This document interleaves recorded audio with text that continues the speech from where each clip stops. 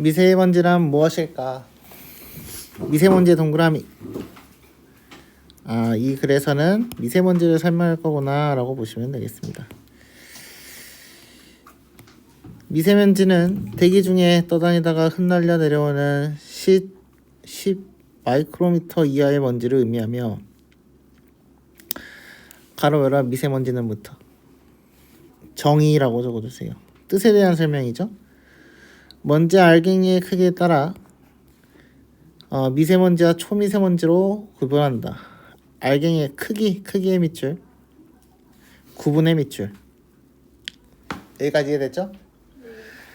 미세먼지 알갱이는 지름 10 마이크로미터 이하의 크기이고 초미세먼지는 알갱이는 지름이 2.5 마이크로미터 이하의 크기이다. 사람 머리카락 지름이 50에서 70 마이크로미터 정도이므로 미세먼지 알갱이의 크기가 얼마나 작은지 짐작해 볼 수 있다. 개짝대. 그렇다면 미세먼지는 왜 우리 몸에 해로울까? 왜 동그라미? 그럼 지금부터는 왜에 대한 설명을 하겠습니다. 미세먼지 알갱이의 크기가 너무 작기 때문이다. 너무 작기 때문에 밑줄. 우리의 몸의 코털과 기관지의 점막은 먼지를 걸러낸다. 하지만 세모, 미세먼지 알갱이의 크기는 너무 작아서 코털과 기관지의 점막이 걸러내지 못한다의 밑줄. 몸속으로 들어간다. 몸속 밑줄. 몸속에 들어간 미세먼지는 혈관을 따라 혈관 밑줄. 우리 몸 깊숙한 곳까지 침투한다. 침투의 체크. 이해됐나요? 그래서 너무 작아서 원래 코털이 점막이 다 가려줘야지 우리가 그 막 콧물 같은 거 나는 거 있잖아. 거기 원래 먼지가 존나 많거든. 근데 너무 작으니까 걸러져 안 걸러져? 안 걸러져. 그래서 콧구멍으로 들어가서 피를 타고 저 안으로 간다. 미세먼지가 몸속에 들어가도 인체에 해롭지 않은 물질이거나 몸 밖으로 쉽게 배출되는 물질이라면 크게 문제가 되지 않을 것이다. 하지만 미세먼지는 세계보건기구에서 정한 우리 몸의 치명적인 1급 발암 물질의 밑줄. 안 맞는데 미세먼지는 일반적으로 대기오염을 일으키는 물질이 공기와 만나 대기오염 밑줄. 화학물질, 석탄과 석유를 태우는 과정에서 발생하는 오염물질로 구성된다. 자, 대기오염 물질, 거기 대기오염 밑줄 쳤지. 공기와 만나의 밑줄, 화학물질의 동그라미, 석탄과 석유를 태우는 과정 밑줄, 오염물질 동그라미. 그래서 두 가지가 있다고 지금 설명을 하고 있습니다. 미세먼지의 종류. 여기까지 이해됐나요? 이러한 것들은 우리 몸에 들어가면 암뿐만 아니라 기관지, 폐 등 크고 작은 병을 발생시킬 확률이 높다. 병을 발생시킬 확률의 밑줄. 따라서 이 미세먼지 수치가 높은 날에는 최대한 미세먼지들을 피하도록 노력해야 된다. 바깥 활동 자제의 밑줄. 이게 1번 동그라미. 실내에서는 창문을 닫아 밑줄. 2번 동그라미. 차단해야 한다. 또한 외출을 할 때에는 미세먼지 차단용 마스크의 밑줄. 3번 동그라미. 세 번째 할 일. 외출하고 돌아온 후에는 손과 얼굴 등을 깨끗이 씻어야 된다. 손과 얼굴을 깨끗이 씻자의 밑줄. 4번 동그라미. 물과 과일, 채소 등을 섭취하자. 물과 과일, 채소 등 섭취의 밑줄. 5번 동그라미. 그래서 총 5가지의 해결책을 설명해주고 있다라고 보시면 되겠습니다. 이해됐나요? 자, 1번부터 보겠습니다. 미세먼지는 대기 중에 떠다니거나 흩날려 내려오는 지름 10 마이크로미터 이하의 먼지를 의미하며 2.5 마이크로미터 이하의 먼지를 초미세먼지라고 한다. 이해됐죠? 일문단에서는 전문가의 의견을 인용하여 미세먼지의 개념, 전문가의 밑줄, 어떤 교수 이런 이야기 있었어 없었어? 없어요. 답은 1번입니다. 이문단 3문에서는 몸에 해로운 이유, 이문단에서는 뭐 때문에 해롭다고 설명을 했어요? 너무 쬐깐해가지고 문제예요 라고 되어 있고, 3문단에서는 암을 일으켜요, 아파요 라고 설명을 했습니다. 4문단에서는 미세먼지는 피해를 줄이는 방법 몇 가지? 5가지 이렇게 설명을 했다라고 보시면 되겠네요. 이해됐죠? 네. 이게 다냐 이건? 네. 뭐야? 그럴 수 있죠. 다음, 어떤 사람을 소비자라고 할까? 물건을 사러 갈 때, 마트에 갈 때나 식사를 하러 음식점에 갈 때 우리는 항상 소비자가 된다. 소비자의 동그라미. 소비자란 우리가 일반적으로 아는 것처럼 무언가를 돈으로 사는 말을 의미할까? 물음표의 동그라미. 흥미유발이라고 적어주세요.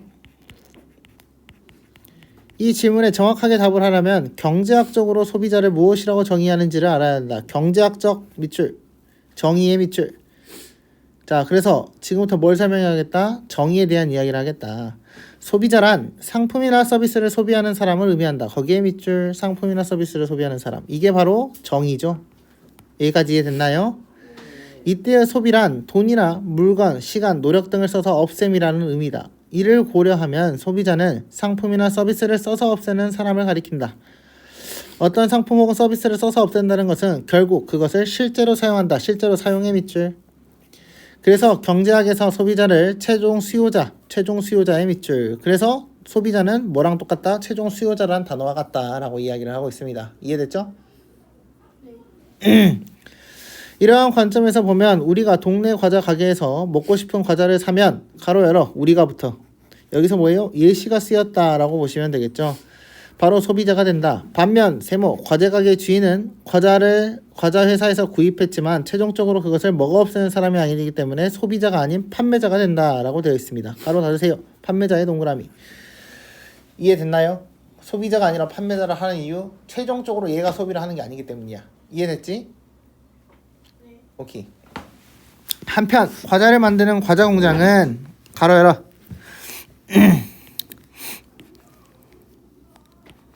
생산자가 된다. 생산자의 동그라미. 그렇지만 과자 공장에서도 과자를 만들 때 필요한 재료인 밀가루, 설탕, 포장재료 등을 다른 입장에서 구입한다. 그러면 과자 공장도 이때는 소비자가 되는 것일까? 되겠어 안 되겠어?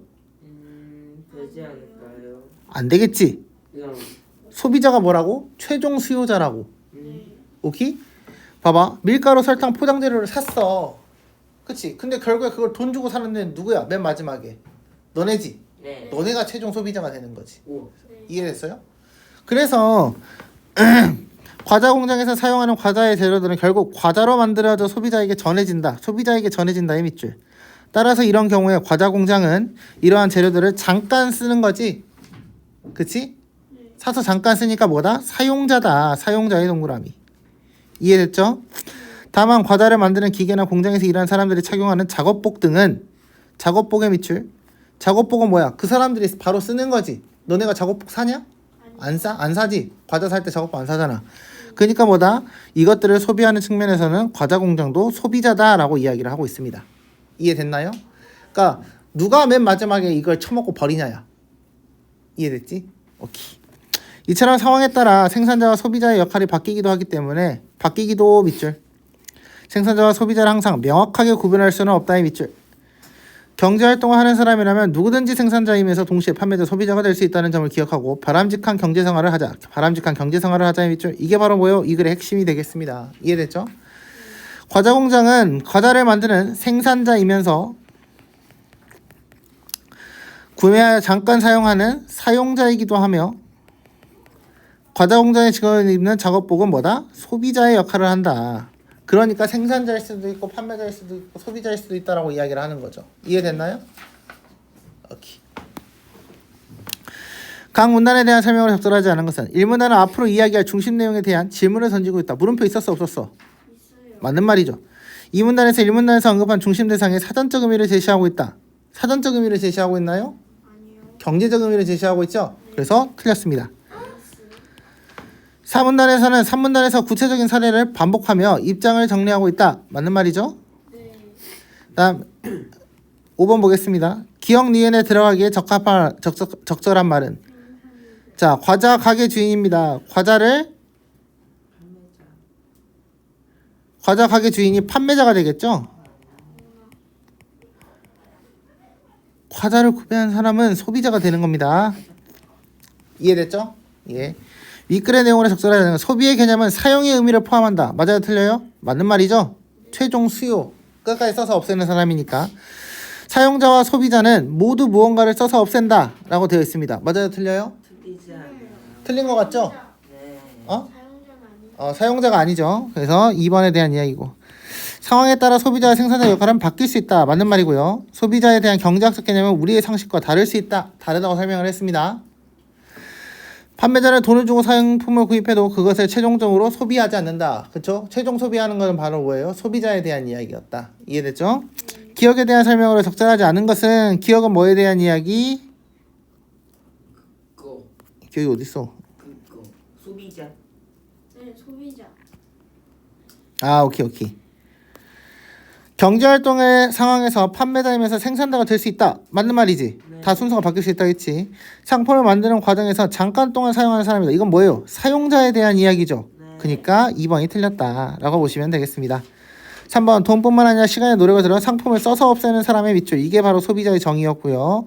경제활동의 마지막 단계의 밑줄. 그래서 얘가 최종 수요자가 됐다라고 이야기를 했고, 음식점에서 식사를 한 사람, 마트에서 물건 산 사람 등이 모두 포함된다라고 했으니까 얘도 맞는 말이다.